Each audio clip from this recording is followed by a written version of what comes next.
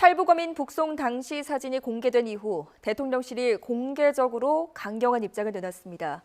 강제로 북송했다면 반인도적, 반인륜적 범죄라고 규정하고 진실을 낱낱이 규명하겠다고 밝힌 건데요. 전 정권을 겨냥한 것은 아니라고 선을 그었지만 전 정부와의 전선을 확대하고 있다는 분석이 나옵니다. 박소정 기자의 보도입니다. 탈북어민 북송 당시 사진 10장을 통일부가 공개한 다음 날 대통령실이 예정에 없던 공식 브리핑을 열었습니다. 강제로 북송했다면 반인도적, 반인륜적 범죄 행위라고 단호하게 규정했습니다. 귀순 의사를 밝혔음에도 강제로 북송을 했다면 이는 국제법과 헌법을 모두 위반한 반인도적, 반인륜적 범죄 행위입니다. 끌려가지 않으려고 발버둥치는 모습은 문재인 정부의 설명과는 다르다고 비판하면서 사건의 진실을 낱낱이 규명하겠다고도 했습니다.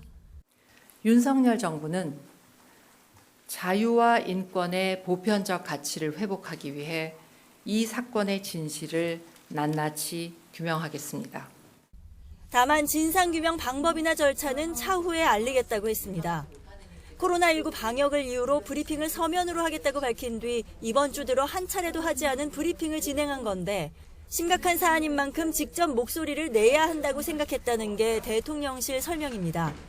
대통령실 관계자는 윤 대통령 지지율이 하락하는 가운데 전 정부를 겨냥한 것 아니냐는 질문이 나오자 윤석열 정부는 국민의 생명과 안전을 보호하고 자유와 인권의 가치를 중시하는 것이지 보복은 아니라고 반박했습니다.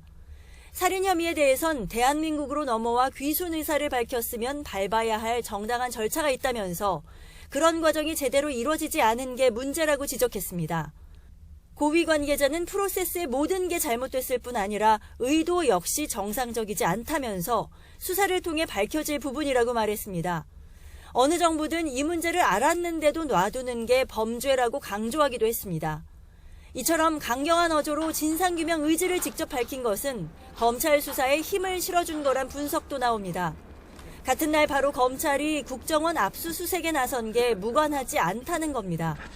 대통령실의 부인에도 불구하고 안보, 특히 대북 문제에선 전임 정부와의 전선이 더욱 뚜렷하게 강화되는 형국입니다. YTN 박소정입니다.